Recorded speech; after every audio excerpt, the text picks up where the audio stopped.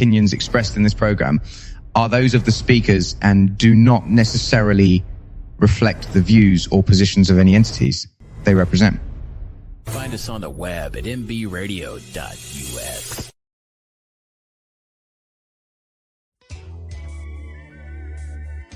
All right, good evening. Welcome to the Farron Dozier Show on KCAA Radio and MBRadio Network.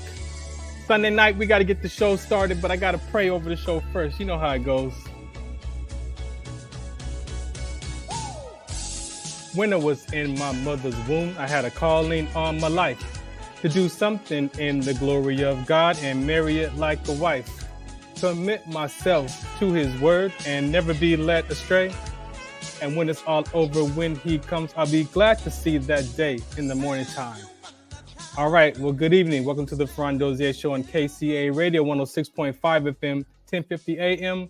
Also streaming from the KCAA Radio.com website and MBR Radio Network. Got a full show for you tonight. Once again, I don't even know what to call this because I've been here for 3 years. I've been on the air for 14 years. I don't even know what season it is anymore. So we just gonna kick it off for June. Got a full deck tonight. I have a military veteran that's going to be on the show tonight. I got Alan Emanuel, who's back. I got Michelle Jackson, who's back, my therapist. We're going to have we're going to go beyond mental toughness. We're going to go to some mental health talk tonight. So I got backup now. So I've been waiting for this talk here. Let's see. Let's do some introductions before we play the comic go. Jennifer, how you doing? Good. How are you? Good. Thank you for hanging out tonight. You're welcome. Do me a favor. Do a little bit of introduction, but don't give it all away. How's that? Okay. I'm presently academic librarian in New York State, and I was in the Coast Guard for 7.5 years, and I was a mechanic and did search and rescue and law enforcement. And I've done a lot of different things in between. So yeah, we'll get into some of that tonight. Yeah. Again, thank you for hanging out with me for the Trench Talk segment. And who else we got here? Coming to the stage. What's happening? Well, hello. How you be, man? How you be? You know, I'm alive. I'm excited to be alive. I'm happy to be here. And I really just am appreciative of an opportunity to be able to share with the people again. Yeah. Alan Emanuel here, the happiness coach. And that's what we bring is happiness. And I want to share with people that if they want to reach out, they can always do that. So, yeah. Cool deal, man. I appreciate you. Again, he's going to be a regular, ladies and gentlemen. It might not be every Sunday night because he's on the East Coast, but I am on the East Coast. When available. And when he's not available, guess who's going to be here? Michelle Jackson. Hello, everybody. What's up? How you be? I'm good. I guess I should give a quick intro. Please do. You're not new here. No, but okay. So, I'm a professor. I teach mental health. I've been working mental health for forever. So forever. I'm just gonna leave it at that for right now. All right, cool. I'm gonna leave that last cap off for a second. Thank you. So tonight, again, we're gonna have some conversations. We're gonna start off with the Trench Talk segment and have a discussion with Jennifer. Then we'll come back and have some happiness conversations. And then we're going to come back and have some other hat conversation with Michelle. All right. So this is the public service announcement here. I wanted to show y'all this is legit. This is my Common Go device. So if you are a veteran and you don't want to use medication, like most of us don't really want to be on drugs, you can just try this device. This is our sponsor, Common Go, right here on the Farron Dozier Show on KCAA Radio 106.5 FM, 1050 AM. Also at MBRadio.us. We're on all the platforms. We're on TikTok right now, y'all. We're on Twitch. We all over the place right now. So catch us in a second right here on the Farron Dozier Show. Some of us still carry the burden of battle. It threatens to drown us in our everyday lives. In battle, we had our weapons and combat gear to keep us safe. to keep us confident. But when we returned home, we were not armed with weapons and gear to cope with our own minds. I was lucky to find my combat gear, my mental weapon, and it's called Calmago.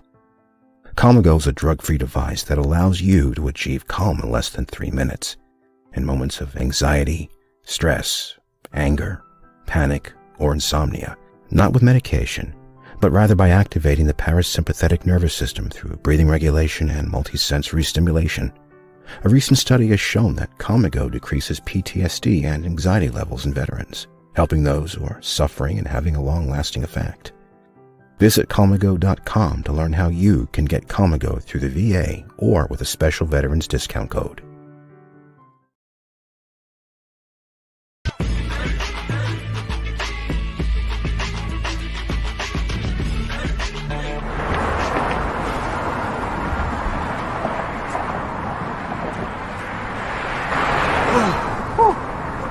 Hey, what's up, man? How you doing? I'm blessed, my brother. How you doing? I'm good, man. I'm good. Hey, did you see the game last night? Oh, that was a good game. But did you see the shot? I lost money from that shot. Oh, too, man, that shot was cold, I man. hated it, but it was good. Damn. What's in those jeans? You really want to know? I do. Exhaustion, muscle spasms, asthmatic issues, unexpected sickle cell trait crises. Damn. Are you serious? When I was young, I found out I had sickle cell trait. My mom's told me, but I ain't have no knowledge of it. But when I got older, I had a child, and the doctor told me my daughter has sickle cell trait. Do you know the facts that both parents have sickle cell trait? There's a 50% chance the child may have the trait, and 25% chance the child may have the disease. Hey, that's what's the count. Do you know that 2.5 million people in the United States have sickle cell trait, 300 million people globally? I didn't find out I had sickle cell trait until I was in the Army, 10 years. Next thing you know, I had a sickle cell trait exertion site. Sickle cell? I thought that was a black gene or something. Nah, man, the Latin community is number 2. 1 out of 36,000 babies are being born with sickle cell disease. You could be Caucasian, Mediterranean, European. You gotta know your bloodline, man. There is an inherited gene in our community that has been forgotten. The name is sickle cell trait. WDCONSCT, also known as What's the Count, is out to bring awareness, education, and prevention to people all over the globe. Want more information? Call us now at 323-215-5384 or visit www.wdconsct.org.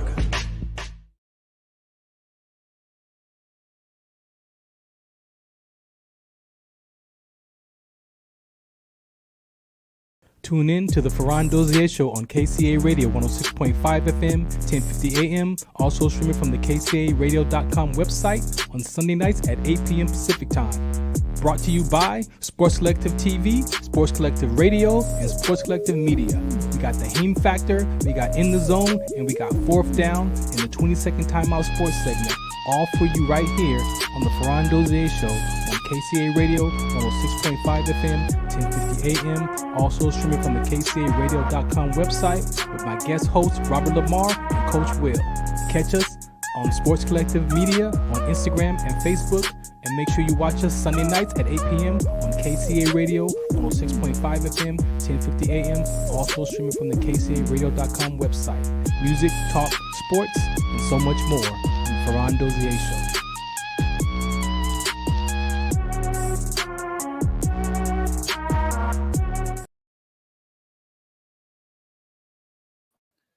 All right, welcome back to the Farron Dozier Show on KCAA Radio 106.5 FM, 1050 AM. Again, thank you for listening tonight. We're going to get right into this first segment called the Trench Talk segment. I have my military guest tonight, Jennifer. How are you? Good. How are you? Good. Again, thank you for hanging out. Shouts out to Angelica for introducing us. Yeah. She has been a teammate in this conversation around my military talks. She's been a guest, I think, when I first started my Trench Talk show, somewhere like 2013 or 14 or somewhere. She's been a guest. So let's get right into your conversation. What was going on before you chose to join the Coast Guard? What was going on in life? I had got a associate's degree. I wanted to be a marine biologist, and I got an associate's degree. And I thought my father was going to lose his job. It was when they were downsizing factories and things like that. So I thought it would be a burden on my family, which I actually wasn't, because I funded my education through student loans and awards, but I didn't know that at the time. I didn't really know much about education. Yeah. So anyway, I thought I would get into the military and get the GI Bill to finish my school. Yeah. And I found that the Coast Guard had a marine science technician. So I thought that would be a good like rating or MOS to go into. And also I could get the money to pay for my further education. So it's funny, not funny, but it's funny because I advocate with sickle cell community, and I posted a question on Facebook the other day in one of the sickle cell groups to ask people, have you ever felt like you were a burden on your family? And so I wanted to ask you, when you say that you felt like you were a burden, like what were you thinking? What did that feel like for you to think that you was a burden? It just felt like I wasn't doing my part. Like, that I don't know. I've always valued, my family valued education, so I valued it as well. And and also a lot of my family members served in the military, so it wasn't that far to jump to do that. It was talked about, and so I don't know. Service was something, but also just wanting to be independent and not cause them to have stress. So we're going to talk to the therapist about that, because I know that is a real thought for human beings as to being a burden on our family. So I can only imagine if it comes across like that, if you have a illness, but you're talking about just trying to get an education and feeling like a burden. So I want to say that could weigh us down in life, thinking that. And so I appreciate you for saying that. So so why the Coast Guard of all the branches? Because I really I wanted to, I'm a really good swimmer. I was a competitive swimmer in high school, and I did not want to kill anybody. So I thought search and rescue would be my jam, and it was. And so I had some training as rescue swimmer, like lifeguard training anyway. So it was kind of a natural fit, and I love the water. So so I have a sports show here as well. So you said you were swimming. Give me this whole swimming conversation. How did that start? We just were, I don't know, there's a lot of rivers and lakes up here in the middle of nowhere, and I grew up in the Adirondack Mountains, so we just swam all the time, and I just loved the water so much. So I was a distance swimmer. I swam 500-yard race, 200-yard, and the individual medley relay with the butterfly and everything. Wow. So yeah. So marine biologist, I mean, you really love that, something about that water, huh? Yeah. I don't know. You said it was the lakes around there or something going on. Yep. Yeah, I don't know. What do you want to say about mom and dad? What do you want to say about mom and dad? They were very industrious people, and community oriented, and also I think they believed in the values of our country, the Constitution, and just I don't know, the American spirit that I think sometimes we might have lost, is doing what's right, and serving others and things like that. So and they love the outdoors, so we spent a lot of time outside, and we had big gardens that we grew a lot of vegetables and things like that. So I grew up on a 150-acre, an old farm. Wow. So do you mind sharing where your parents are? Were they from the United States, or did your great grandparents come from somewhere else to settle? My mom's side is Canadian, Okay. So, and they came from Scotland and Ireland, and my dad's side is like French and English, Yeah. and they were from like the Vermont area. So Cool. yeah. So I would imagine the mental toughness as a swimmer, but who would you credit that mental toughness developing from? Your parents, your environment, swimming? Probably my environment, my family. My dad, he had some things that he did that were like more toward his son. Like he's like said he wanted a son and he didn't really want a daughter. I'm the firstborn. Okay. So it's probably not something you should tell your daughter, but he never really made any distinction between chores. Like my brother washed the dishes, did laundry and stuff like that. And then we were outside, we mixed cement, we built things, we framed a house, like we built our own house, like when they moved after we were in, I was in college and my brother was in high school. Wow. And brother and sister were in high school. So we were just, we just did a lot of stuff ourselves, like that. So, Yeah. And then hunting and fishing and being outside in cold weather, and just having to deal with that. Did you have a vision for the swimming, or was that just something that you made it, the identity that you picked up in high school or in school? I think I just really enjoyed it. And I liked, our team was a good team. I've always liked being on a team. That's part of what appealed to the military, was great for that too. Yeah. Just being part of something and doing that. I also played basketball as well. So did you have a chase and hoop dream too, or no? I wasn't very good. I am nearsighted and we didn't have a lot of money. So I didn't have like goggles and I wouldn't wear my glasses because I was afraid they'd get broken. Yeah. And so I was really good on defense, but really bad at shooting. So, so that's cool. That's cool. Thank you. My sister was really good though. So cool. All right. So you choose the Coast Guard. What was that process like? So I think I realized I needed to get my bachelor's degree and, just kind of looked at the different services. My dad had been in the Army, so I knew a lot about the Army. Okay. And my uncle was in the Air Force and I had some friends that were in the Navy. So just kind of knowing like some of the different things and looking at it and then choosing the Coast Guard because it seemed to align with like what I wanted to do. And then once I did it, I was like, cool. And my brother went in the Air Force around the same time. Oh, no kidding. We were actually stationed like about 2 hours. He was in Dover, Delaware. And I was in Chickasha, Virginia at the same time for about a year. So, wow. Yeah. So, So it was interesting to be, I would imagine not such much of a culture shock being an athlete, but being now in this location with all these women from all over the world, all over the country. What was that? It wasn't really, there wasn't a lot of women.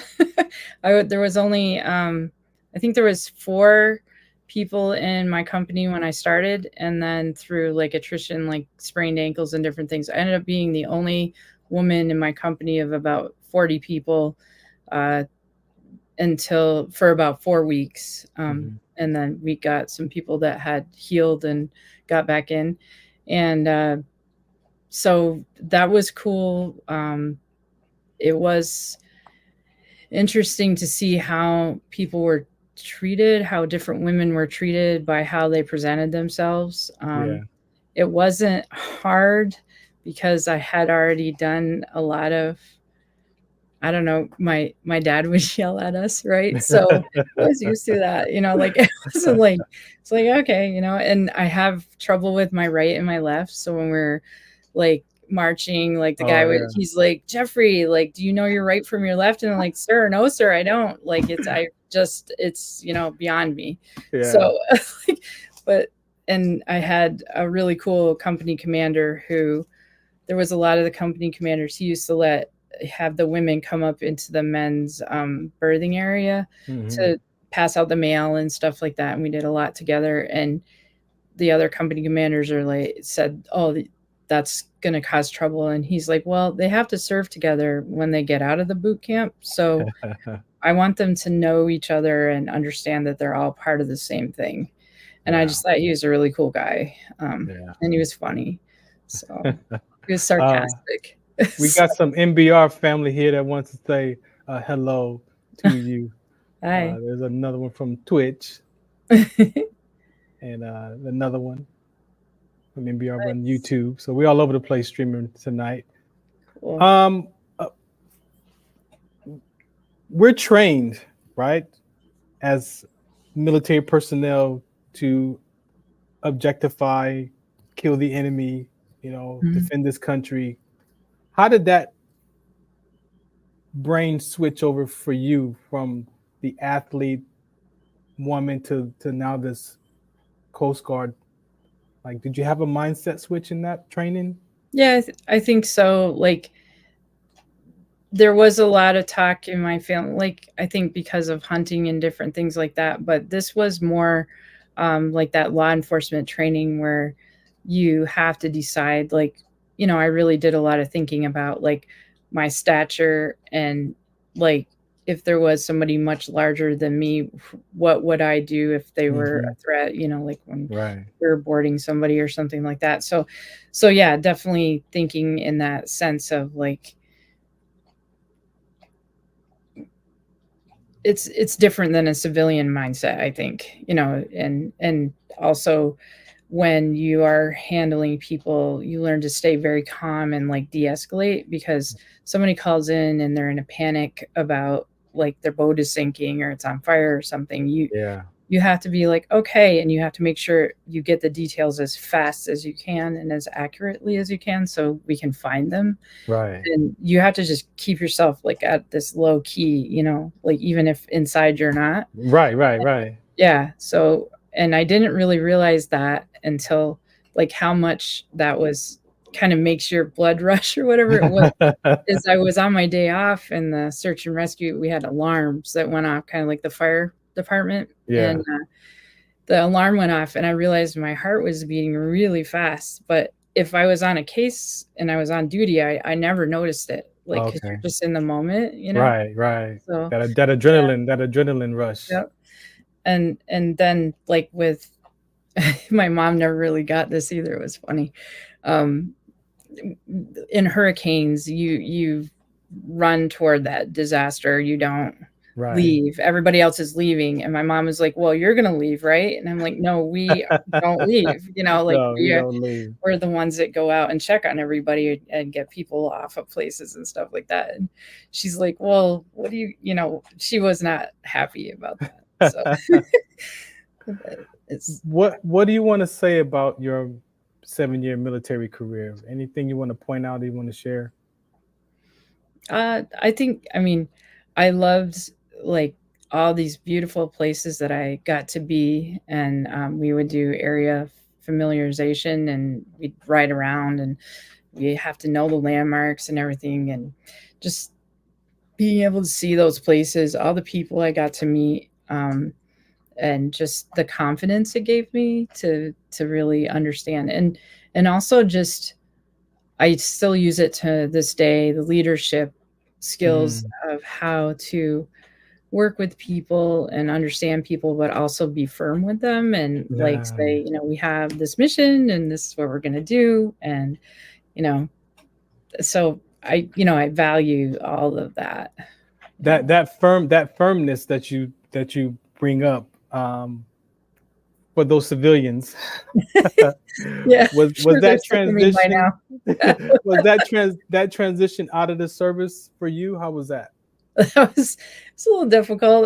Like, I got out of the service in 98, so 9/11 hadn't happened, so nobody really gave a crap about veterans or anything. And so I actually worked at a seminary for three years, Union Theological Seminary in Richmond. It was a really great experience as well.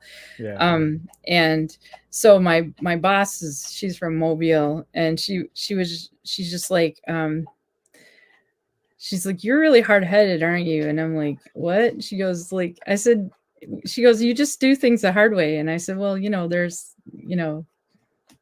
the easy way, the hard way, and the Yankee way, like, and so we joke around.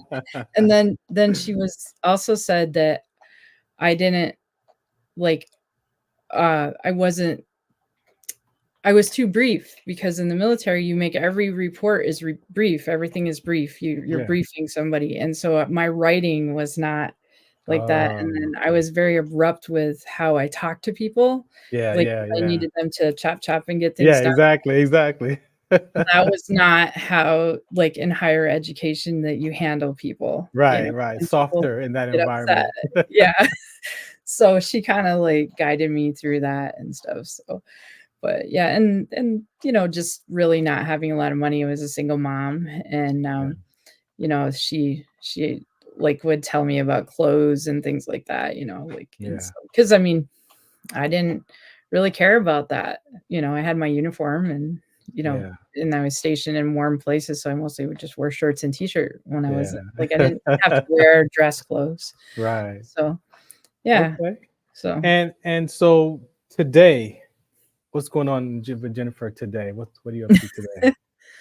Well, I just was promoted to be the associate director of my library, which is a small college library, in the January. So that's been quite a transition. Yeah. Using some of those leadership skills. And and just doing this other work with the Moral Injury Project, which is Syracuse University and Lemoyne College here in New York. We've been doing this for 10 years. This will be our 10th year. So we're going to do like a paper retrospective of the work we've done. And we screen, sometimes we screen films, sometimes we do panel discussions, sometimes we do healing retreats. We've done all kinds of things. And it's just cool. It's like the conversations that come up from our kind of holding space for that are really cool. I can imagine. Yeah. So we screened a film called What I Want You to Know, which is a documentary about with 13 people from the Afghan and Iraq wars, just telling their story about war, and it's shot with like images from war and stuff. It's very impactful, and hopefully they'll get wider distribution. They just released it in 2023. Wow. So yeah, so it's those kind of things that we've done. But we're just, it's a steering committee of 4 women, and I'm the only veteran on the steering committee. And so, I've stayed on. I had so much stuff on my plate 10 years ago when this came up. Yeah. And I just like really didn't want to, but they needed a veteran. So it was just like, okay, all right, fine. But so it's that kind of service and kind of sticking it out, even when like sometimes you feel like you're not really contributing because you have so many other things going on. Right. You got to be present to that so you can acknowledge that sometimes. But I think I stay on because I know that they do need my perspective, because I am the person that is a veteran. So for sure. So even though they are great. So well, thank you so much for hanging out. I'm going to play the public service announcement, and then we're going to come back and bring up the therapists and the coaches and everybody so we can have some further discussions with them. Okay. Thanks for having me. All right. This is the Farron Dozier Show on KCAA Radio, 106.5 FM, 1050 AM. Also streamed from the KCAA Radio.com website. So if you're in the Inland Empire and you listen to us on the radio and you got to get out of your vehicle, grab your smartphone, your laptop, type in KCARadio.com, click listen live or watch live, or go get the app. MBR Radio has an app, and also KCA Radio has an app. So guess what? You can listen to us from wherever you go now on the planet, right from your device. So the Farron Dozier Show on KCA Radio, MBR. Shout us out, what's the count? Some of us still carry the burden of battle. It threatens to drown us in our everyday lives. In battle, we had our weapons and combat gear to keep us safe, to keep us confident. But when we returned home, we were not armed with weapons and gear to cope with our own minds. I was lucky to find my combat gear, my mental weapon, and it's called Calmago. Calmago is a drug-free device that allows you to achieve calm in less than 3 minutes in moments of anxiety, stress, anger, panic, or insomnia, not with medication, but rather by activating the parasympathetic nervous system through breathing regulation and multisensory stimulation.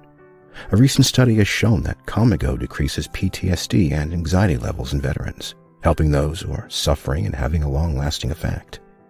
Visit Calmago.com to learn how you can get Calmago through the VA or with a special veterans discount code.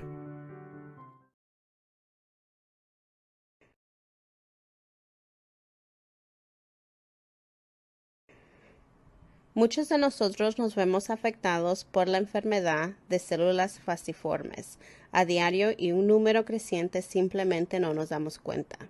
Los impactos de esta enfermedad afectan a todas las personas y en especialmente a las personas de color y con antecedentes diversos. Estar en servicio conmigo y con los demás a medida que creamos una mayor conciencia sobre cómo identificar y dirigir el tratamiento de los rasgos de células falciformes y ayudar a las familias a saber cómo superar el trastorno de células falciformes. Do you remember studying sickle cell in biology class? What's the Count on Sickle Cell Trait Prevention is here to bring you awareness, education, and prevention conversations around the risk factors of this inherited gene. Visit wdconsct.org. Zetovia salve, made from natural and organic ingredients, good for inflammation, poor circulation, hemorrhoids, yeast infection, lip sores, dry coughs, eye pain, minor cuts and bruises, and ready to purchase at botanicaherbalco.com. botanicaherbalco.com. botanicaherbalco.com. All right, welcome back to the Farron Dozier Show on KCAA Radio and MBR. Let's bring to the stage. What's up, yo? What's going on? How you be, man? How you be? You know what? I'm happy to be here and doing well tonight at about 11:32 p.m. here on the East Coast. East Coast. When the East is in the house, oh my God, danger. Yes, Atlanta. So, you heard some of the conversations with Jennifer before I bring her up on the deck. What do you I think it was just fascinating. Her work is fascinating, right? Being a veteran is a fascinating thing, in my opinion, and getting to live life on that side of life. It's a part of life that I think a lot of people don't experience. So just hearing those conversations, one of the interesting things that she said was when she said, this kind of like idea where she had to always be paddling, from underneath, and then on top, showing that calmness. I think that is something that a lot of people can emotionally connect with, because we all have that part of our lives where we're expected to perform, but at the same time, not show it. And that, I think, is a conversation to be had, because sometimes because of that reality that we have to kind of create dual realities, one or the other gets kind of stomped over, if that makes sense. So it's that conversation underneath of how much stress am I putting? Of course, self-care is really important, right?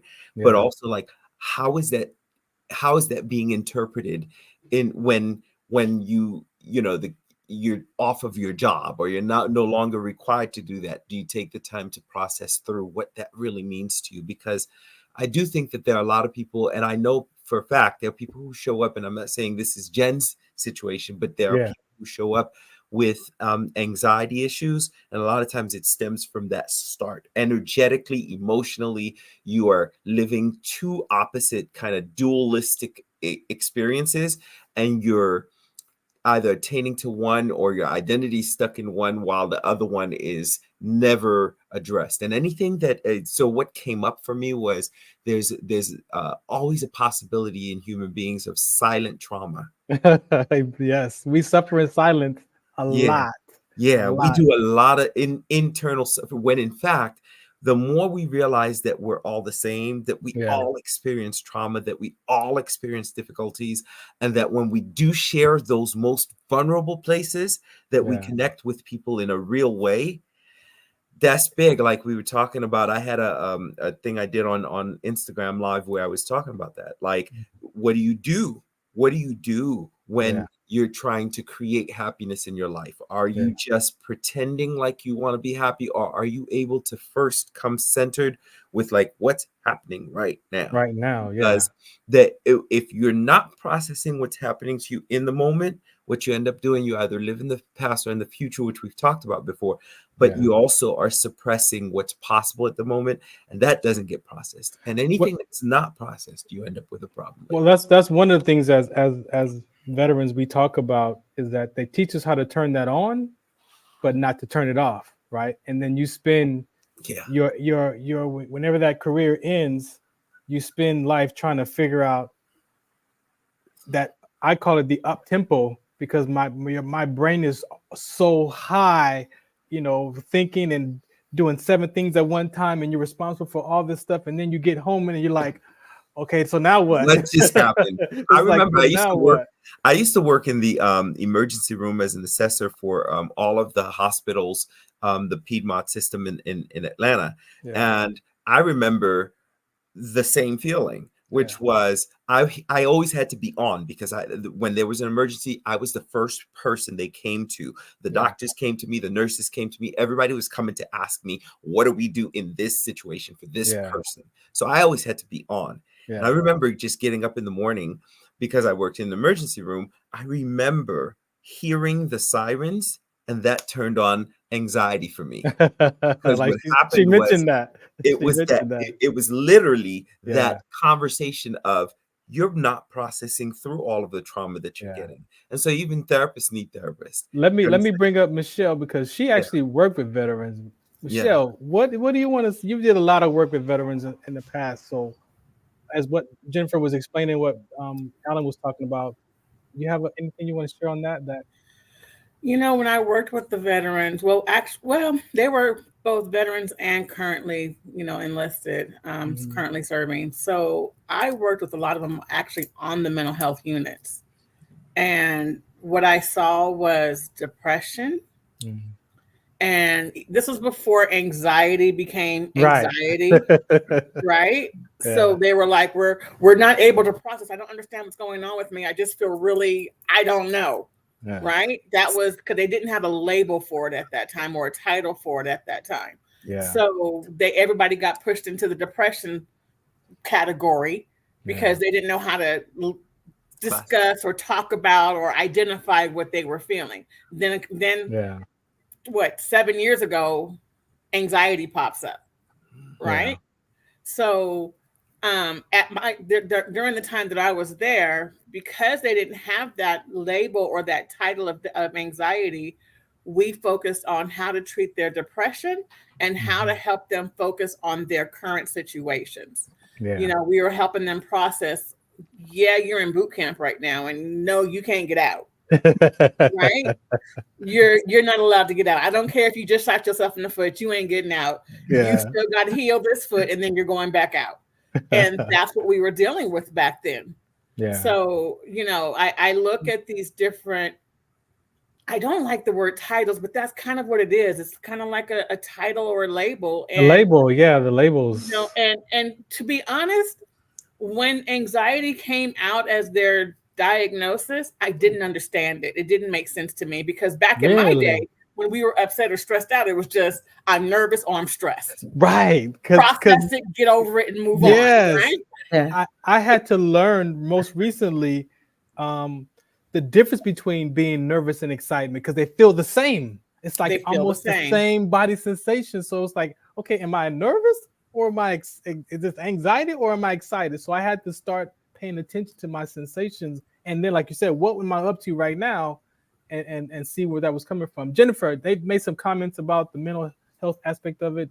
You want to share anything that you heard, or you want to?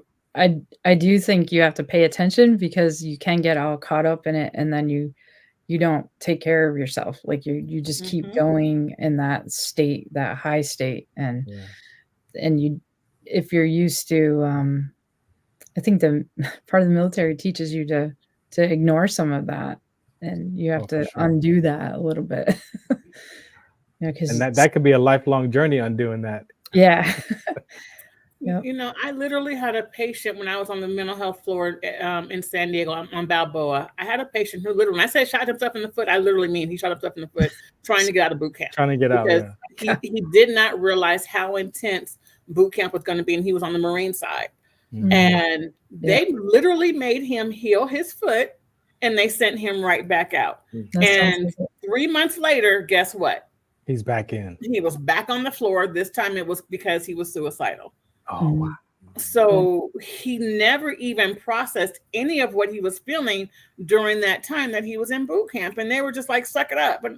And us on the floor were like, wait, that don't make sense. Don't suck it up. Like, we can't just have him suck it up. We got to take care of this. Yeah. But see, I think that's the point, right, Michelle? Like, you have all of these emotions and experiences. You're trying to process through them, and then you have different messages coming at you saying, well, suck it up, or don't do this and don't do that. And the truth is, as human beings, and I say this all the time, as human beings, we weren't made for the type of stresses that we're placed under consistently.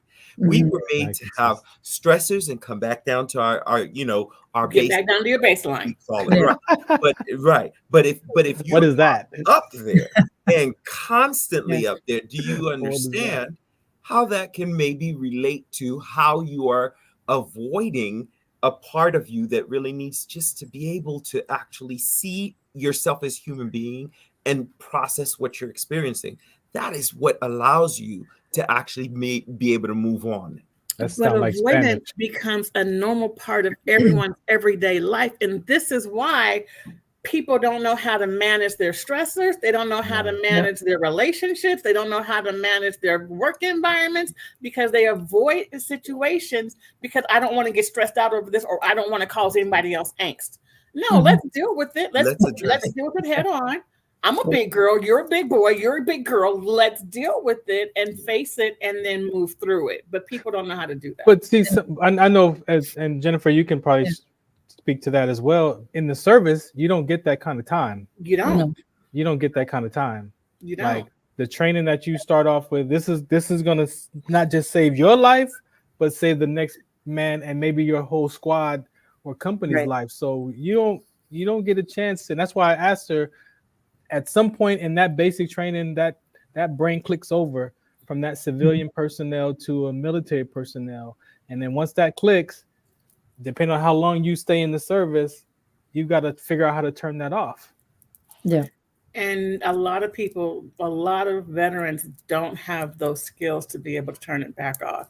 Yeah. And that was one of the things that that's why I developed Image in the Mirror, because I wanted people to be able to look at that mirror and that image in that mirror, not only to see who's in that mirror, but to love the reflection looking back at them.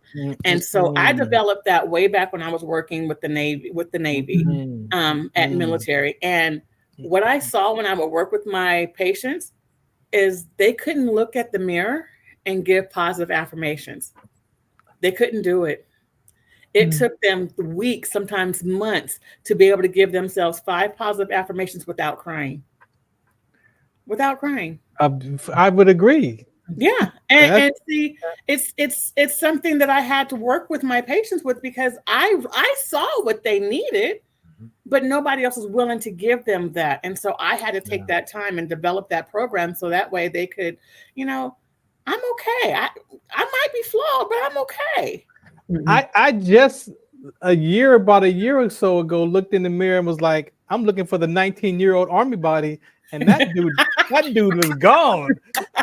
I got grandpa. Where did he go now? And I'm like, where's the Army? Where's the 19-year-old? But I had to do that work to say, hey, and also I had to go talk to people. They said go, find some people to talk to. So I talked to my mom, like, Mom, this is how I see myself. She's like, where you get that from? Like, she was like, all the ways that I saw myself. She's like, what are you talking about? Like, That is not. Okay, so can I so say? think about this though, Farron. Think about this.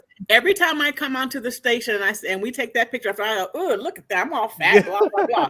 Right? Because I still see the little 18, 17-year-old skinny, itty bitty girl.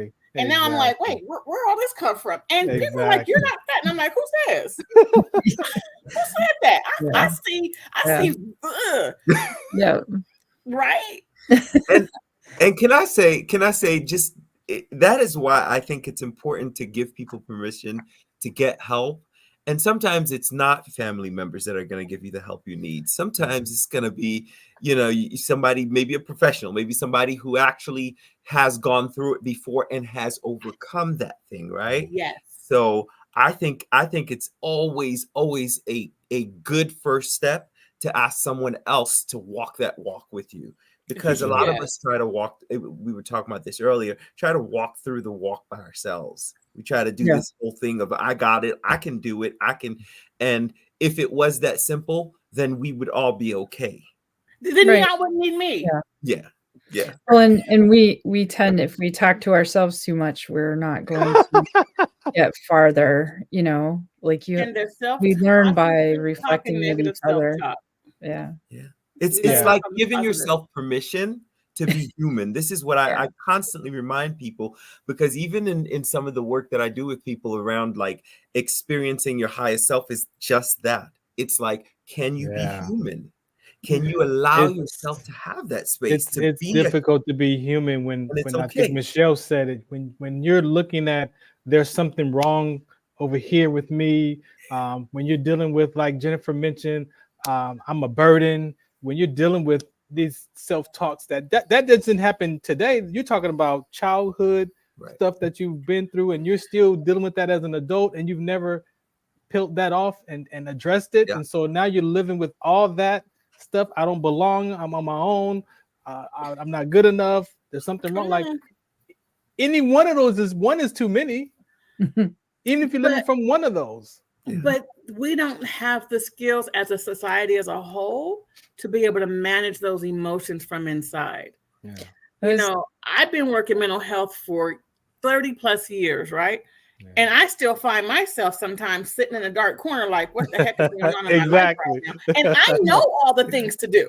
I know it all. But again, we are our own worst critics. And if we don't reach out to somebody who has a little bit different of a different insight and perspective, we're going to stay in those dark corners. Yeah, absolutely. Go ahead, Jennifer. I was thinking too that, you lose, like when you get out of the service, you lose your community immediately. And that's one of the things I miss the most about it. And we camaraderie. We miss that camaraderie. Yeah. Every Friday we would have, when I was stationed in St. Key, we'd have, we'd play volleyball for like 3 hours and have a cookout at lunchtime after our inspection. And it was just like everybody's letting loose. And like after work, we would play basketball and outside, and was all these things that we just did together.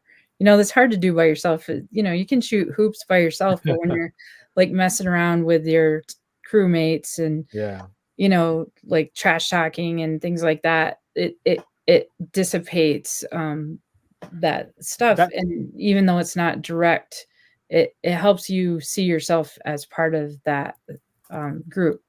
And I think it gives you an outlet. Gives you definitely the outlet.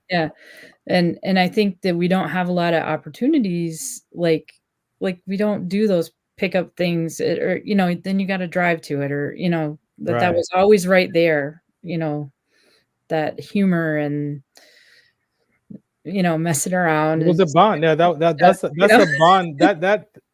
Most, I would say 99% of the veterans would, if you ask them what they miss the most, is that camaraderie. Is like the number one, because when you're away from that, and like I said, you get home and now you're sitting by yourself, it's like your value of who you are as a person now is, I'm not that. You're talking about identity crisis. Like I said, you got to add all of that up, plus the anxiety of what's next. If you got to look for a job and you didn't get in, like, so that humanness is ridiculous. So I'm gonna play this PSA. We're gonna come back, wrap up the show, and then see what my crew has to say. This is the Farron Dozier Show on KCAA Radio 106.5 FM, 1050 AM, and MBR radio.us. Shout us out, what's the count? Some of us still carry the burden of battle. It threatens to drown us in our everyday lives. In battle, we had our weapons and combat gear to keep us safe, to keep us confident. But when we returned home, we were not armed with weapons and gear to cope with our own minds. I was lucky to find my combat gear, my mental weapon, and it's called Calmago. Calmago is a drug-free device that allows you to achieve calm in less than 3 minutes in moments of anxiety, stress, anger, panic, or insomnia, not with medication, but rather by activating the parasympathetic nervous system through breathing regulation and multisensory stimulation. A recent study has shown that Calmago decreases PTSD and anxiety levels in veterans, helping those who are suffering and having a long-lasting effect. Visit Calmago.com to learn how you can get Calmago through the VA or with a special veterans discount code.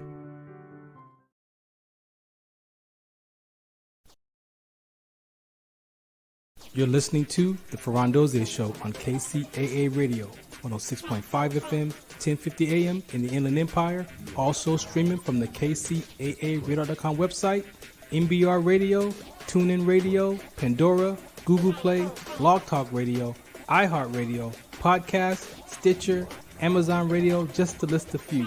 Oh yeah, and the streaming videos are located at Tiki Live or Rumble under the Farron Dozier Show.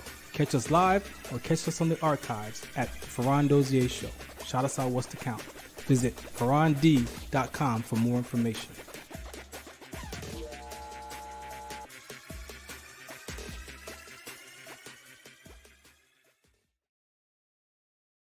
I just wanna praise his name, my God.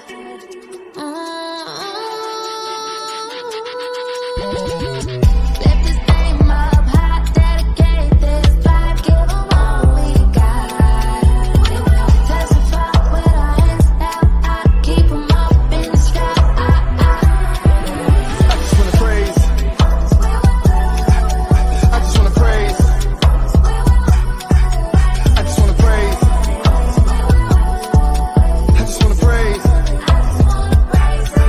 I made it up out of the city, avoided the hate and the gritty.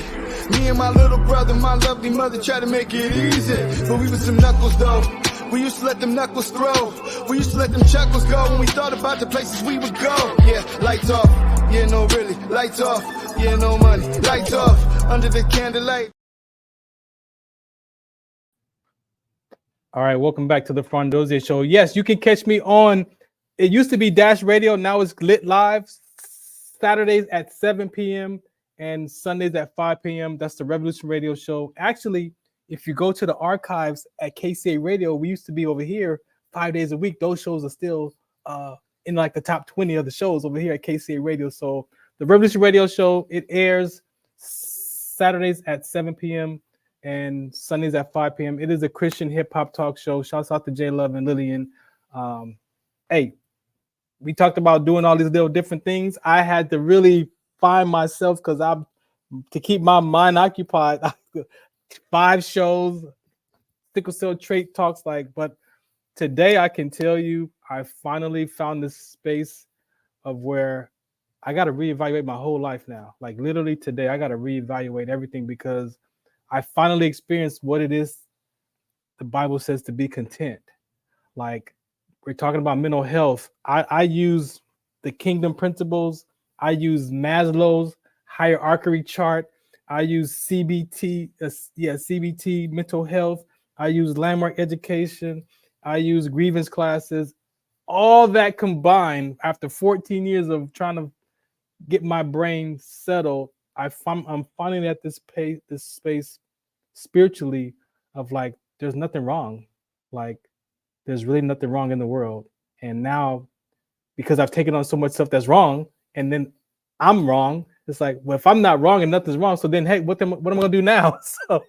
So here we are, Sunday nights, right here on KCA Radio 106.5 FM, 1050 AM. I'm reevaluating everything, but if you want information, farrond.com. You want sickle cell trait information, wdconsct.org. I guess Jennifer, thank you so much so far for hanging out. I know it's late over there. I really appreciate you for hanging in there. Alan. Yes. Appreciate you, man, for hanging out. I know it's late over there for you too. And my teammate over here, Michelle, I appreciate you for being locale over here in the Empire.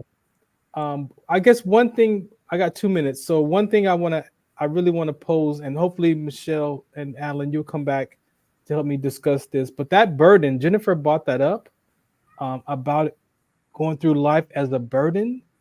I think that's something that we do deal with silently, and we suffer with that silently, and we don't really say that out loud just to other people. In 10 seconds, 15 seconds, Michelle, what do you want to say about that? I'm going to apply it back to me and sickle cell, right? Right. So in my world, I always feel like I don't know how to integrate that part of me into relationships, because I don't want to be a burden to the person that I'm dating. So I try to keep that to myself, but then I realize that that's not fair. So then I have to express. So there's that tug of war kind of, but the burden is always there, because you never want to feel as if somebody's obligated to be there to help you when sometimes they do it willingly, and you just never know. Something you said, that obligation. Alan, real quick, what you got? I just think that is a reality that people struggle with, that two-sided coin of like, I want to make sure that I'm not becoming a burden to others. And at the same time, I don't want to live my life having to worry about that burden and that reality. And I think that, again, the best thing I could say is get help, find somebody, I share my Alan Emanuel mental therapy is what I do. And if you're in Atlanta, you can get help. I'm sure Michelle can share her information, but just get help. It doesn't matter where you get the help. The thing is, don't do it alone. Yeah. Don't feel like you have to sit in that space by yourself. Lastly, Jennifer, anything you want to say before I let you go? I would just say, that we are enough, and we should know that about ourselves, and we deserve love. And, that's something to remember. It's that as you talk about that tension, we gotta be enough. Mm-hmm. I appreciate y'all. Thank y'all for hanging out. This is the Farron Dozier Show on KCAA Radio 106.5 FM, 1050 AM. Shout us out with account next Sunday. Check the social media at Farron Dozier Show, at Farron Dozier on all platforms, MBRadio.us for more of those veteran talk shows. Peace. Some of us still carry the burden of battle. It threatens to drown us in our everyday lives. In battle, we had our weapons and combat gear to keep us safe, to keep us confident. But when we returned home, we were not armed with weapons and gear to cope with our own minds. I was lucky to find my combat gear, my mental weapon, and it's called Calmago. Calmago is a drug-free device that allows you to achieve calm in less than 3 minutes in moments of anxiety, stress, anger, panic, or insomnia, not with medication, but rather by activating the parasympathetic nervous system through breathing regulation and multisensory stimulation. A recent study has shown that Calmago decreases PTSD and anxiety levels in veterans, helping those who are suffering and having a long-lasting effect. Visit Calmago.com to learn how you can get Calmago through the VA or with a special veterans discount code.